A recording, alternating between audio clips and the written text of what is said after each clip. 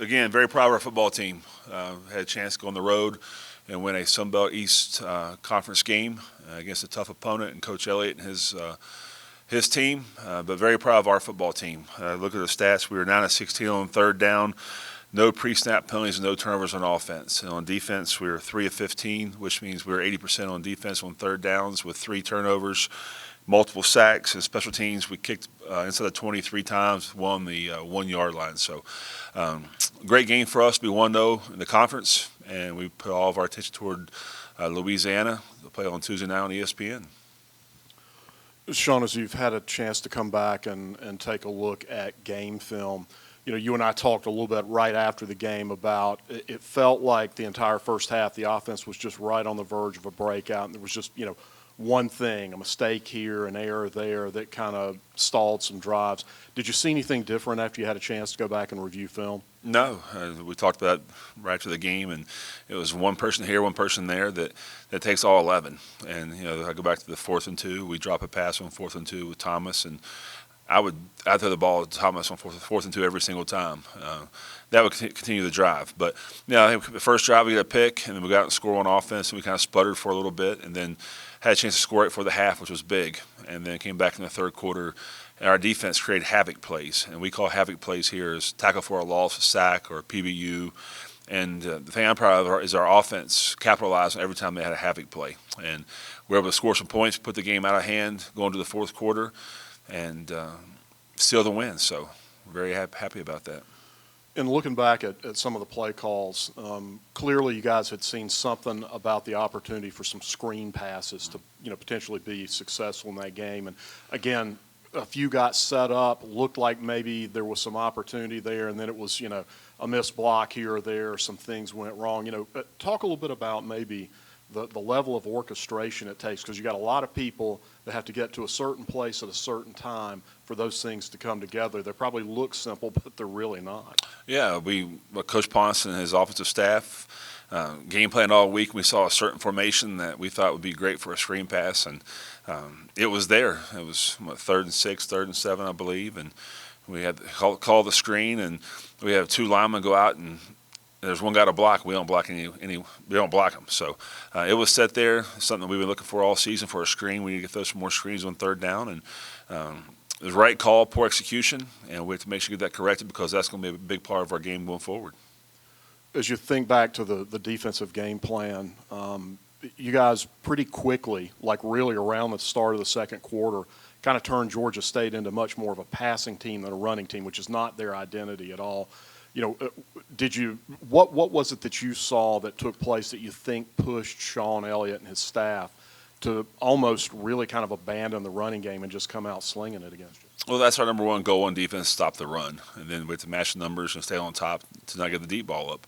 But that was a game plan going to make them one-dimensional. I thought our defense did that. And, once we get into the third down, I think our defensive line gave enough pass rush to really change the game in some ways. And the one person I look at is Demetrius Taylor.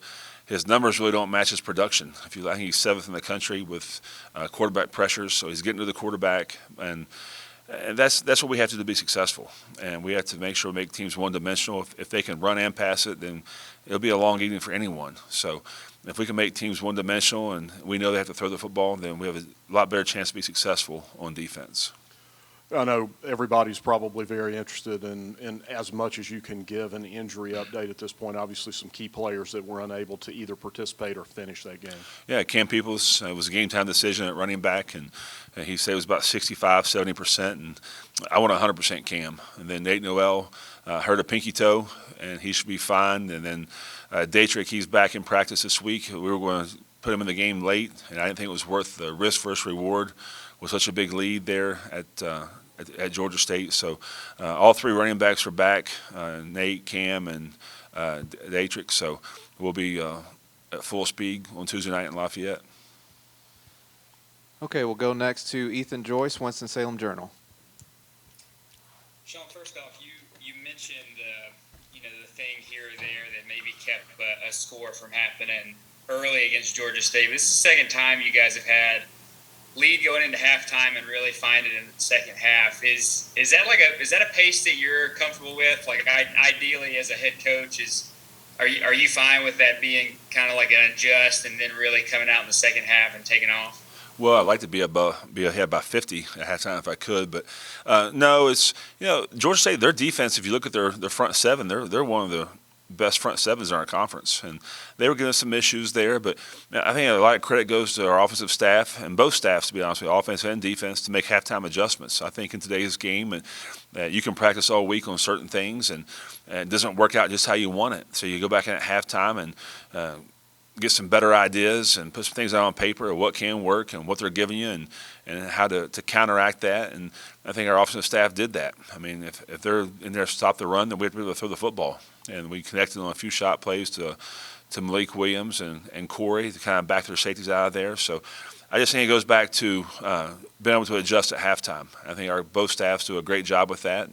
And if it's, we're ahead at halftime, and we had a chance, I think it was 1:58 on the clock with one timeout or two timeouts there before half. And my main goal is don't give the ball back to Georgia State before halftime because we get the ball the second half. So, again, I like to be ahead by more, but in today's game, you take what you get sometimes.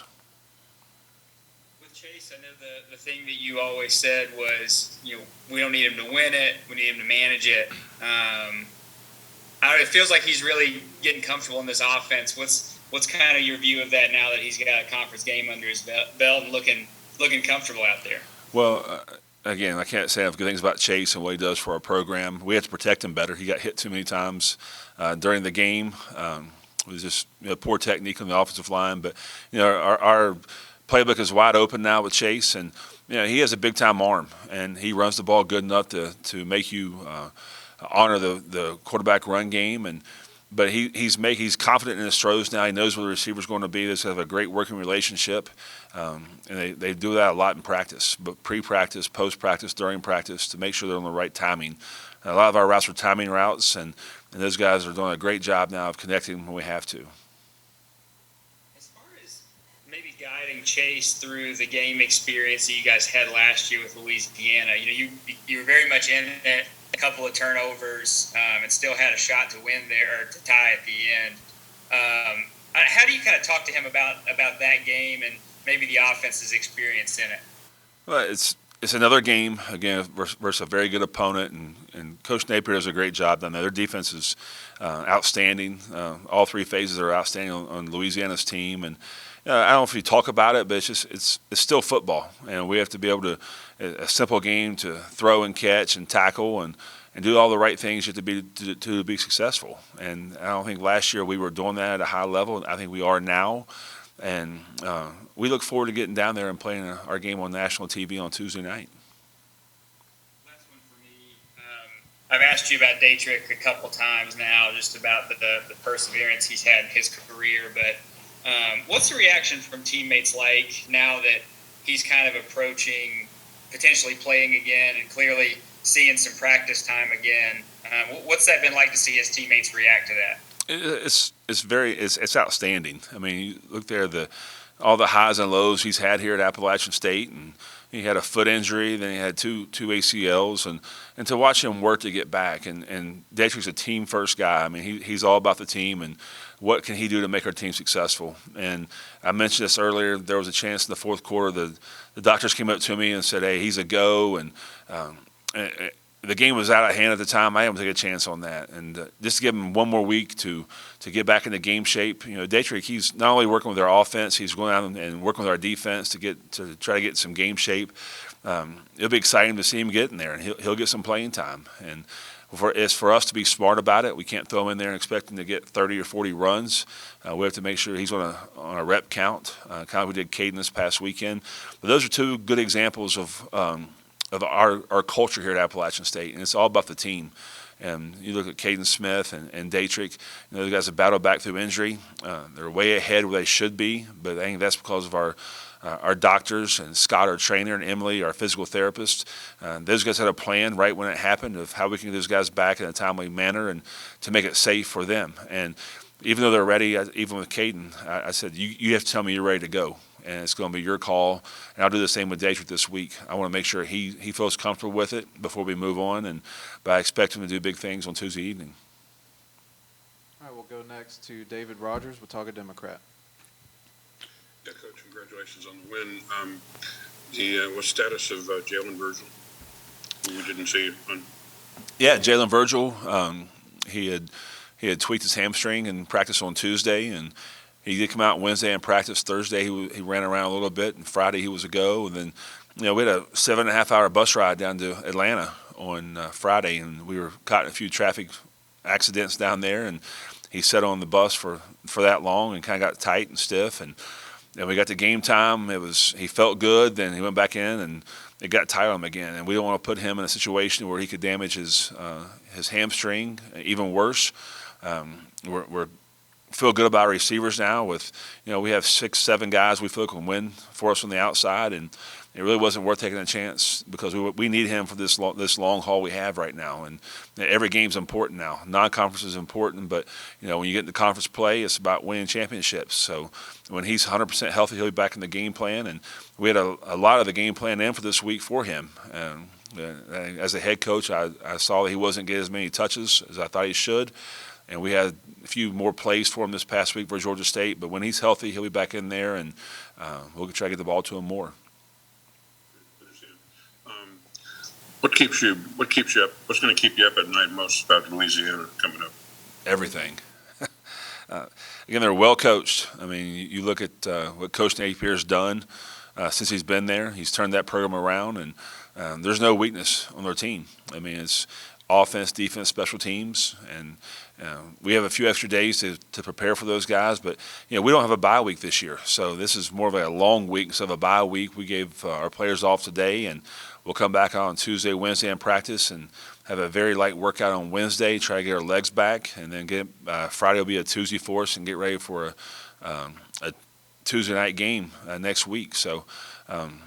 It's going to be an exciting game. I know both teams will be ready for it, and we know each other well. I think we played 6 times, Joey, in the last 3 years, and so we're very familiar with each other. But they do it the right way. I have a lot of respect for Coach Napier and his program, and I look forward to seeing him on Tuesday night. All right, and we'll go now to Kenneth Reese. We'll talk online.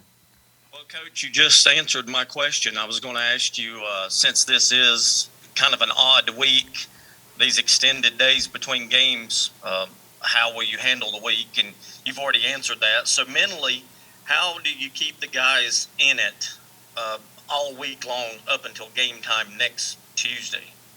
Well, this is a plan we've had in place since the summertime, and you come in camp and you give the calendar for the year to our program, to our team, and they understand what we're doing and why we're doing it. And these are hard weeks. I mean, they are. I mean, you're dealing with 18 to 24-year-old kids that not only have a lot of gotta-dos. I mean, you have to work for your coach, your trainer, the strength staff, but also academics and their outside life. And this is really a chance for those guys to refresh, catch their breath, because once we get on the road play Tuesday, come back here and play in Boone on Wednesday, and then get back on somewhat of a normal Saturday schedule from there on out. So we're right in the meat grinder of this thing. So we have to make sure our guys are fresh for the long haul.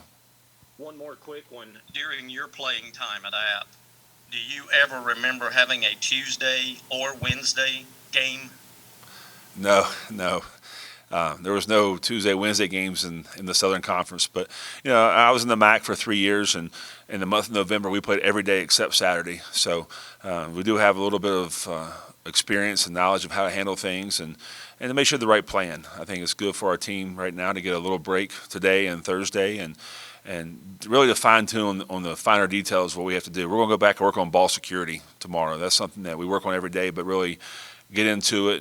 And our defense will work on ball security, and our offense will work on takeaways, because those are things it's not important to us, it's important. And that came up against Georgia State when DeMarco had a great pick and got stripped for a fumble there, returning the football. So we'll go back to some finer details of what we have to get done. But I know our team's looking forward to getting a little break today and Thursday, but then on Friday getting back into a normal game week and ready to make this run for a conference championship. Thank you, Coach. All right, that's it, Coach. Thank you. Thank you.